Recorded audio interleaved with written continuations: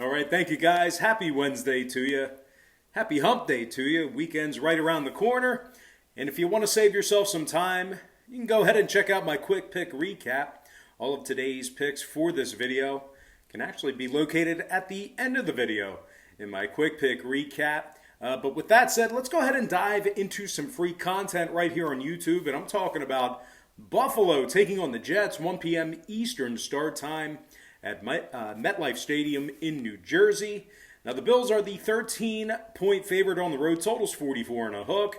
We're hitting at 65% our last 21 crowd pleaser teasers on patreon.com/BrockPage. We're also hitting at 63% our last 25 picks in that very same category. We currently have over 795 members signed up and active on that page.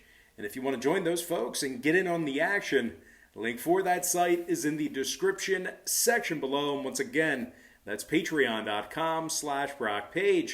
Now, the Jets are plus $6 for an upset outright victory. And if you like the Jets plus 13, they're catching even money to cover the point spread. Now, Becton, Darnold, Lewis, and Edoga are all listed as questionable for this Sunday's game for the Jets. Those guys a little bit banged up here, so keep an eye on them. Meanwhile, Knox, Span, Lewis, Milano, Ford, and Dodson are all on the injury report for Buffalo. But as bad as they've looked over the past couple of weeks, we're still looking at a Buffalo team who won their first 4 games of the 2020 season. They were red hot at the beginning of the year, and they put up a ton of points. Now, the Bills were averaging 31 points a game through week 4, and unfortunately, they had to face 2 of the best teams in the AFC over the past couple of weeks. But, regardless of that bump in the road, Buffalo still ranks in the top 3 in passing yards per contest. They're also in the top 10 in yards gained per play. Josh Allen's thrown for over 1,700 yards on the season and 16 touchdowns. He's actually throwing for over 285 yards a game. His favorite target has been Stephon Diggs, who has 42 catches for 555 yards and 3 scores. Meanwhile, Beasley, Davis, and Brown each have a pair of touchdown receptions as well. Buffalo's won 2 out of their last 3 on the road. They also rank in the top 3 in the league in yards per play when traveling. They are taking on a Jets team who just lost their 6th straight ball game. 24-0 shutout to the Miami Dolphins. Now, New York scored 17 points or less in 5 out of their 6 contests on the season. They're dead last in the league in scoring, dead last in passing. Now, the Jets are averaging just a dozen points a game and just 171 yards through the air. They're also in the bottom 3 in yards per play. And they failed to cover the point spread in all 6 of their games this season, which really, when it comes to sports wagering, that's all that matters is covering that number. And they haven't done it yet. Now, their best performance of 2020 was a loss to Denver, where they gave up 38 points. And their second best effort on the season was a double-digit loss to Buffalo in week 1. And, regardless of who starts at quarterback for New York, Darnold's completing just 59% of his passes. Joe Flacco's completing just 51% of his passes. So, just keep that in mind. Now, their best rusher on the team is 90-year-old Frank Gore, who's averaging less than 3.4 yards per carry. And when it comes to the defensive side, the Jets are in the top 5 in most points allowed per contest, bottom 3 in defensive time of possession. So not only is it brutal, but they can't get off the field. Now, New York's allowing 31 points per contest, and when it comes to the total in this one, New York's last 2 straight stayed under the total of 44.5 points. 5 out of their last 6 contests on the season stayed under that number as well. New York's officially 3-1 to the under in their last 4. Meanwhile, the Bills on the other side, they averaged just 16 points a game in their last 2 straight. So despite a prediction of them covering, we may not see a whole lot of points in this one. This is a really kind of peculiar lean here. But give me the Buffalo Bills minus 13 and the under 44.5 in that game. Before we go ahead and move on, had a little bit of fun with that one there. The Jets, they've been so bad. But anyway, before we go ahead and move on, just want to take a quick time out and welcome you to the video. Got some lines of personal leans out for NFL Week 7. But before we go ahead and dive into some more free content right here on YouTube, just want to quickly remind you once again that we are currently hitting at 65% our last 21 crowd pleaser teasers on patreon.com/BrockPage. And of course, if you want to gain access to those plays, access to that content costs just $4.99. Access to the crowd pleaser teaser costs just $9.99. We're also hitting at 63% our last 25 picks in that very same category as well. Once again, we currently have over 795 members signed up and active on that site. And if you want to join them and get in on the action, link for that site is in the description section below. And once again, that's patreon.com/BrockPage. Always laugh at the Jets. Got a good friend who's a Jets fan, and he always says, Jets, Jets, just end the season. But anyway, moving on. Let's take a look at Dallas, Washington, 1 p.m. East. And we got ourselves a good old-fashioned pick'em contest with the total at 46 points. Wilson and Martin are questionable for the Cowboys. Brandon Knight is out. Meanwhile, on the Washington side, Charles, Wright, Sharp, and Golden are on the injury report. Now, the Washington football team's coming fresh off a loss to the terrible New York Football Giants. And that was a 20-19 loss and a bonehead move by Ron Rivera, going for 2 for the win. Little does he know, a tie is just as good as a win in the NFC East this year.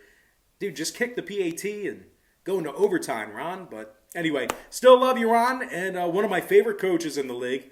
Having said that, though, that was a terrible coaching decision. Seems like NFL coaches have a really tough time deciphering whether to go for 2 or not. They do. They struggle more than college coaches making that call. But anyway, the football team's currently on a 5-game losing streak, and they gave up 30 points or more in 4 out of those 5 losses. Washington's won just 1 out of their 3 contests in Landover, and they failed to cover the point spread in 2 out of those 3 contests. Now, this Washington defense is allowing 130 yards a game on the ground. Zeke just might be eating this Sunday if he can hang on to the football. But sadly, as disparaging as these numbers have been for this Washington defense, it's actually the offense where the true problem lies in Washington. They rank in the bottom 3 in the league in scoring, last in rushing. The football team scores just 18 points a game, and they rush for less than 83 yards per contest. One of the worst rushing teams in Washington I've seen in some time. Now, Antonio Gibson, don't know if you ever heard of him, but he's their leading rusher right now, and he's averaging less than 3.9 yards per carry. In this group of Washington quarterbacks, who knows who'll play this week, they have been sacked 24 times thus far in this season. Washington is in the bottom 3 in the league in yards per play. They are taking on a Dallas squad who's got a completely new look to them because of the Dak Prescott injury. Having said that, though, if Zeke can hang on to the ball, like I said earlier, just keep in mind he's rushed for over 410 yards, and he's got 5 rushing touchdowns on the ground. And, you know, if Mike McCarthy can get a respectable offensive game plan going, he does have 2 receivers with over 495 receiving yards apiece already in Cooper and Lamb. So keep those things in mind. Now, total-wise, it's once again a new-look Dallas team who I'm fairly convinced won't put up the numbers they previously did with Dak. I can almost guarantee that. Matter of fact, Dallas's first full game without Dak fell 8 points below the posted total. Meanwhile, Washington, on the other side, their last 2 straight fell under the number as well. So with all that said and done, I'm going to go ahead and lean toward the Dallas Cowboys winning this one outright in the under 46 points in that contest. All right, next matchup, certainly a game I'm looking forward to. I'm talking about the Seahawks squaring off against the Cardinals, 4:05 p.m. Eastern start time. Now, the Seahawks are the 3-point favorite. Total's 55 and a hook. And if you like the Cardinals in an upset at home, they're plus $1.45 for an outright win. Now, Kyle Pitts is currently the Lone Ranger on Arizona's injury report right now, listed as questionable. Meanwhile, for the Seahawks, a little bit different story, as they got a group of guys here that you may want to keep an eye on. Hyde, Hill, Adams, Ayupati, Brooks, and Rush are all listed as questionable for this Sunday's game for Seattle. But regardless of that, we're still looking at a Seattle team who remains the only unbeaten team in the NFC. They're 5-0 straight up on the season, 4-1 against the spread in those contests. And like I said earlier, that's really all that matters if you're betting these games, that ATS record. So once again, Seattle 4-1 against the spread. They had a remarkable come-from-behind victory in their last contest against the Minnesota Vikings. 27 second-half points in that victory. Now, the Hawks have scored 27 points or more in all 5 of their ball games. They also rank in the top 3 in the league in scoring, top 3 in yards per play. Russell Wilson's completing 73% of his passes for over 1,500 yards and 19 touchdowns. Just incredibly efficient this year. Very, very impressive year out of Russell Wilson. DK Metcalf's caught it 22 times for 496 and 5 scores. Tyler Lockett's also caught the ball 30 times for 342 and 4 scores himself. Now, Seattle's taking on an Arizona club who's lost 2 out of their last 4, and that includes a double-digit loss to the Carolina Panthers. They also lost late to the Detroit Lions during that stretch as well. Kind of an embarrassing loss there. Arizona's in the bottom 10 in passing, bottom 3 in offensive time of possession. And as elusive as he is, Kyler Murray's completing just 65% of his passes, and he's thrown 6 interceptions already. Arizona's also failed to cover the number in 2 out of their last 4 as well. Now, total-wise, when it comes to the number, all 6 of the Cardinals' games this season stayed under the total of 55.5 points. They're officially 6-0 to the under for the entire season as well, 2-0 to the under at home. Meanwhile, the Seahawks on the other side saw their last 2 games stay under the total of 55.5 points themselves. So with all that said and done, I'm going to go ahead and lean toward the Seattle Seahawks -3 in the under 55.5 in that game. All right, next matchup I have for you, it is going to be in the AFC West. I'm talking about the Kansas City Chiefs taking on the Broncos, 4:25 p.m. Eastern start time. The Chiefs are the 10-point favorite, total 47 and a hook. The Broncos are plus 320 for an upset win. And if you like Denver to cover the 10, they're minus $110, getting the job done against the number. Fant, Hamler, Otuachu, Gordon, Rissner, and Spencer. They are all listed as questionable this Sunday for the Broncos. Meanwhile, Watkins, Okafor, and Schwartz are questionable for the Chiefs. But as good as this Kansas City Chiefs team has been this season, I think the rush defense is a little bit less than desired, or however that quote, a little bit less than desire, a little bit less than desirable. I don't know. However that quote goes, they haven't been all that great. This KC defense ranks in the top 3 in the league in most rush yards allowed per contest. They're giving up nearly 160 yards a game on the ground. They also gave up 20 points or more in 4 out of their last 6 contests as well, including 40 points to the Las Vegas Raiders. Now, the Chiefs also gave up 171 yards per contest on the ground in their 3 road games this season as well. So whether they're home or away, they really can't stop the run. Now, they are taking on a Broncos team who ranks in the top 10 in fewest points allowed per contest, top 10 in fewest yards allowed per play. Alexander Johnson currently leads the club in tackles with 38 of them. He also has a sack and 2 TFLs, which is a tackle for loss. Linebacker Bradley Chubb also has 3.5 sacks on the season, 6 TFLs, and a forced fumble. This Denver D also ranks in the top 10 in the league in fewest rush yards allowed at home, top 10 in fewest yards allowed per play at home as well. The Broncos have gone 2-0 against the spread in their last 2 contests, 4-1 ATS for the entire season. Now, total-wise, 4 out of Denver's last 5 ball games stayed under the total of 47.5 points. They're officially 2-0 to the under at home. Meanwhile, the Chiefs on the other side, surprisingly, are 3-0 to the under when they traveled this season themselves. Not a lot of people think that. Not a lot of people are thinking under when they, kind of correlate that to the Chiefs. But yeah, a lot of unders for this Chiefs team. 4 out of the Chiefs' last 5 ball games stayed under the posted total as well. So with all that in mind, I'm going to lean toward the Underdog Broncos plus 10 and the under 47.5 in that contest. All right, next matchup, it is going to be Jags Chargers, 4:25 p.m. Eastern kickoff. The Chargers are minus 7.5, totals 49. The Jaguars are plus 280 for an upset win on the road. Now, keep an eye on the following players as they've been listed as questionable. Jones, Allen, Miles Jack, Wilson, Can, and Eifert were all questionable for Jacksonville. Meanwhile, Allen, Bosa, Turner, Balaga, Nwosu, and Hayward are on the report for the Chargers. LA's on a 4-game losing streak, with their most recent loss coming in overtime to the New Orleans Saints. They actually blew a double-digit lead at halftime to lose that game. New Orleans scored 14 fourth-quarter points to push that one into overtime. Now, the Los Angeles Chargers here are winless in 2 tries at home. They rank in the bottom 10 of the league in scoring on average per game, top 5 in passing yards allowed, allowing a lot of yards defensively. This Charger defense has gotten to the quarterback just 8 times, and they forced just 4 turnovers. LA's lost 7 out of their last 8 at home. If you're into historical trends, of course, that dates back to last season. They are taking on a Jags organization who's in the top 5 in passing on the road, top 10 in yards per play when they travel as well. Gardner Minshew's thrown for nearly 1,700 yards and 11 touchdowns. His favorite target's been Keelan Cole, who has 27 catches for 362 yards and 3 touchdowns. And of course, can't forget about DJ Chark, who has 25 receptions for 265 and 3 scores as well. Now, 2 out of the Jags' last 3 ball games did get over the total of 49 points. Jacksonville's officially 2-1 at the over on the road this year. Meanwhile, the Chargers on the other side saw their last 2 straight get over the line themselves.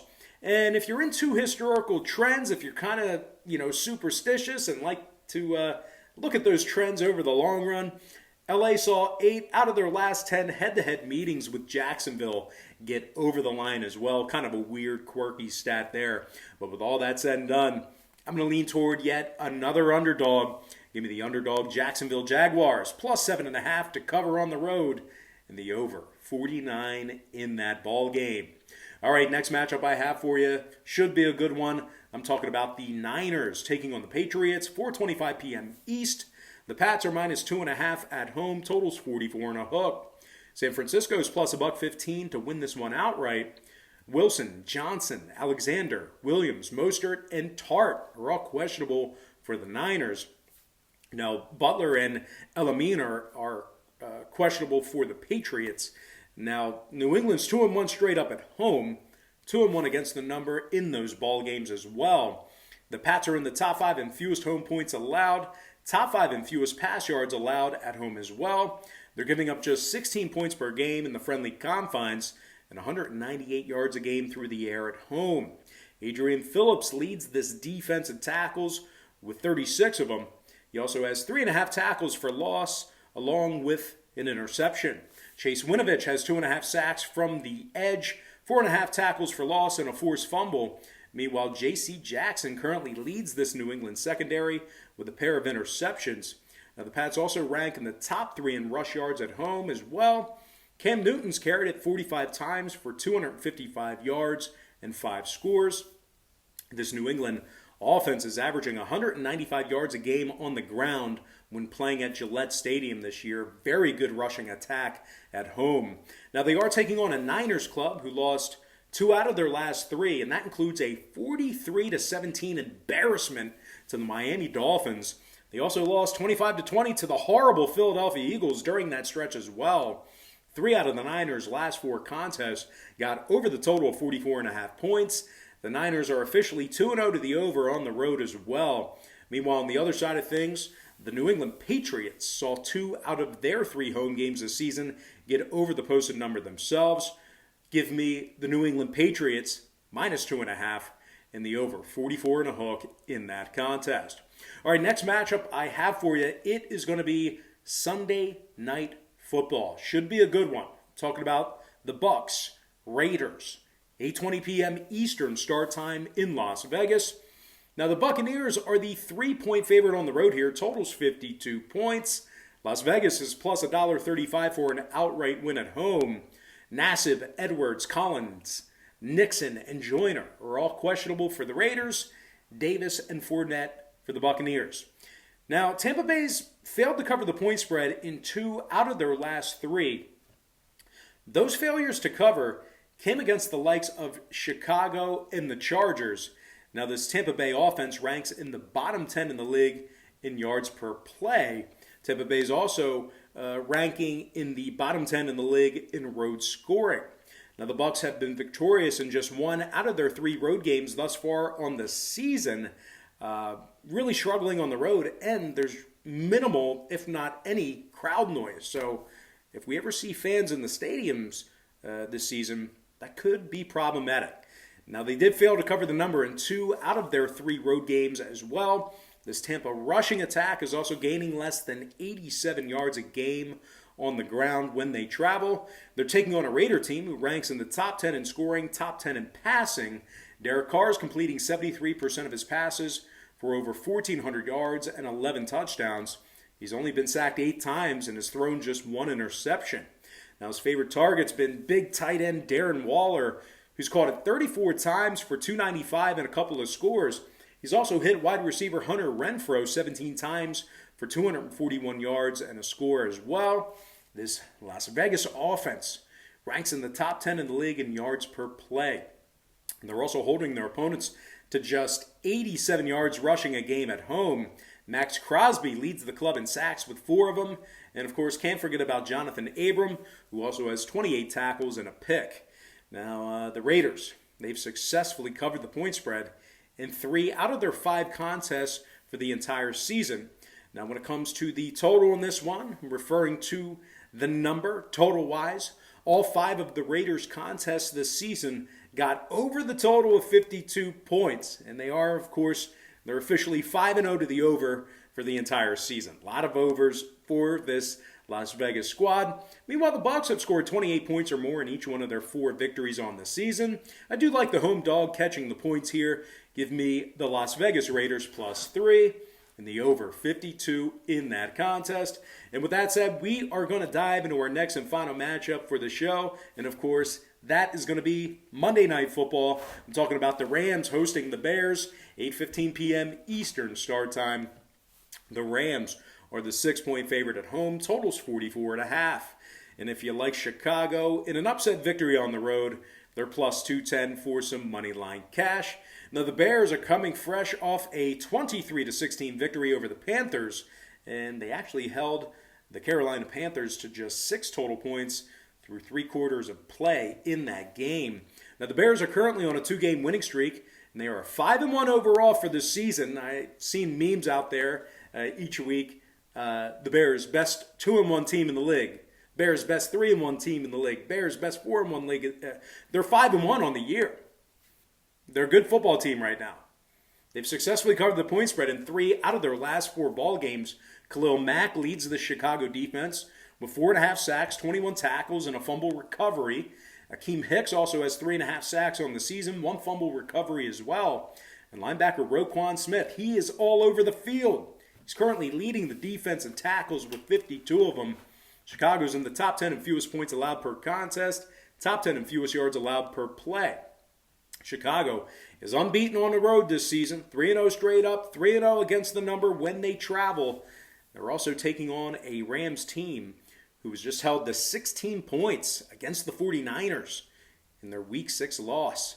The Rams, they dropped 2 out of their last 4, and, they haven't won a game outside of beating up on the NFC East this year. All 4 of their wins came against the NFC East. Their 2 losses outside of the NFC East. This Rams offense is in the bottom 10 in home scoring, bottom 10 in yards per play at home as well. They're scoring just 18 points a game in the friendly confines.